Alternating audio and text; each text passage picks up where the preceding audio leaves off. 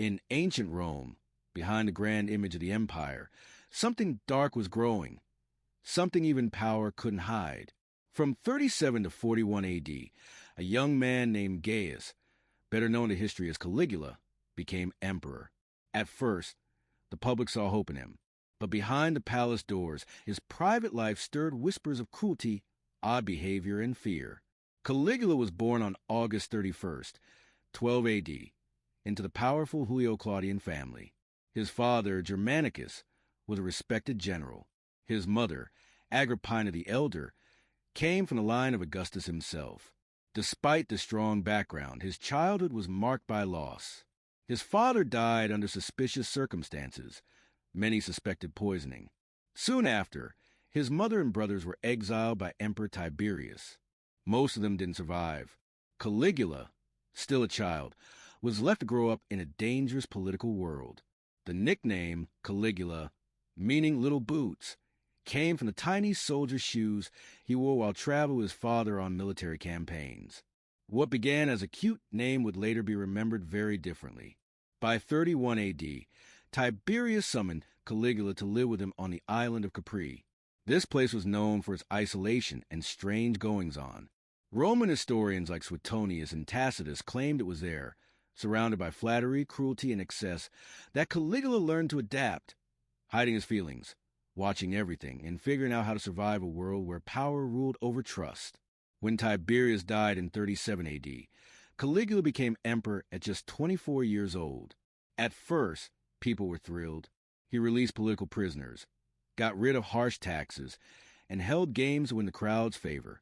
For a brief moment, Rome had hope again. But soon, strange stories started to emerge. There were rumors of wild parties, unusual rituals, and a growing belief that Caligula thought he was a god. Historians recorded shocking behavior, cruelty, manipulation, and obsession with control. Some stories may have been exaggerated by enemies, but even the more reliable accounts suggest that his actions were disturbing.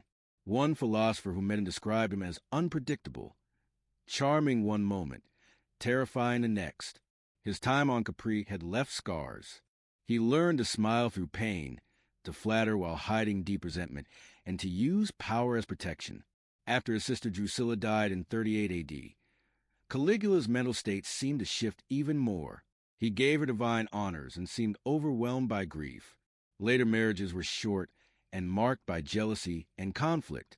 In private, his behavior became even more extreme, marked by emotional instability, sexual indulgence, and harsh treatment of those around him.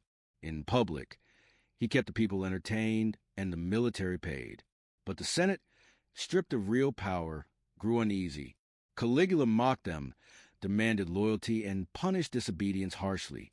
Some reports say he made senators do humiliating things just to prove his control.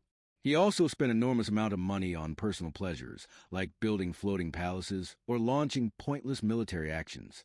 One infamous example: he ordered soldiers to collect seashells as spoils of war instead of actually invading Britain. His paranoia deepened. He began eliminating even close allies, including Macro, the officer who helped him take power. No one was safe. And as fear grew, even the elite Praetorian Guard started to question their loyalty to the emperor. By 40 AD, the early promise of Caligula's rule was gone. Rome had become a city of tension and fear. Behind the palace walls, power had changed him, or perhaps revealed who he truly was. His reign would soon reach a breaking point. The odd behaviors people once whispered about in private had now exploded into full-scale terror. Caligula, once praised as the son of the great Germanicus, had become a ruler feared by all, senators, soldiers, and ordinary citizens alike. His early charm gave way to paranoia and cruelty. What started as strange quirks grew into brutal control, trapping Rome in a climate of fear. As his reign wore on, any image of a kind ruler disappeared completely. Roman historians like Suetonius and Cassius Dio described a man no longer interested in support or loyalty, only submission. Caligula's belief in his own godlike status became an obsession. He demanded people worship him, even from foreign leaders. One notorious incident involved his attempt to place a statue of himself in the Jewish temple in Jerusalem, a move so offensive it nearly led to revolt. stopped only by delays and appeals from local leaders. Back in Rome, his behavior grew more disconnected from reality. He spent hours staring into mirrors dressed in robes and jewels, talking to himself. Whether he believed he was divine or had simply lost his grip, the effect was the same: a leader ruled by delusions. His cruelty was no longer just rumor. It became everyday life. Dinner parties sometimes turned deadly, as guests were forced to watch beatings or executions. Caligula once ordered a man to be cut in half, simply to satisfy a grim curiosity. These weren't private moments. They were staged to make it clear that no one was safe, and no one was beyond his reach. The palace became a place of fear. Those closest to the emperor lived in constant anxiety, not knowing whether the next laugh or silence might cost them their lives. Even the Senate, once a respected political body, was reduced to theater, its members forced to flatter and obey or suffer public shame. Caligula's reckless spending only made things worse. He drained the empire's treasury on his personal pleasures, and when money ran low, he accused wealthy citizens of crimes just to seize their property. Families were broken apart. Fathers executed, their children sold into slavery, all to satisfy the emperor's growing appetite for wealth and control. Even the elite Praetorian Guard, whose job was to protect the emperor, began to feel the pressure. Their rewards came at random, their lives at constant risk. The city was filled with spies. No one could speak freely without fear of being reported. His personal life was just as unstable. His marriage to Milonius Ausonia brought the birth of a daughter, Julia Drusilla, but their home life was surrounded by gossip, infidelity, and emotional chaos. Some stories tell of nights filled with disturbing acts, though it's hard to know what's fact and what's fiction. Still, the pattern was clear. This was a man who had lost control of himself and everything around him. Some believe a serious illness early in his reign may have changed him permanently. Whether it was health, trauma, or power that caused his decline, the result was the same: an emperor increasingly isolated, unpredictable, and dangerous.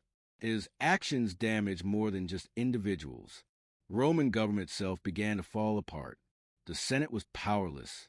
Public events that once brought joy turned into spectacles of pain and fear. Executions became common. Some say he even ordered deaths during games simply out of boredom. When criminals ran low, he chose spectators instead. By 41 AD, the empire was holding its breath. People no longer cheered their emperor. They avoided him. Even the guards who were meant to protect him started to question whether his reign could continue. And then it broke. Caligula's reign ended on January 24th, 41 AD, when members of his own Praetorian Guard, led by Cassius Chaerea, assassinated him during the Palatine Games. Humiliated and threatened by the emperor, they acted not for power, but to survive. Caligula was stabbed over 30 times in a brutal ambush that left him dead in the very halls he once ruled through fear. In the chaos that followed, his wife and infant daughter were also killed. While the Senate briefly considered restoring the Republic, the Praetorian Guard instead named Claudius, Caligula's uncle, as the new emperor. Though the transition was swift, the damage was lasting. Caligula's rule, marked by cruelty and excess, left Rome shaken. His name became a lasting symbol of unchecked power. Whether truly mad or shaped by trauma, his legacy remains a warning of what happens when fear and ego replace leadership and restraint.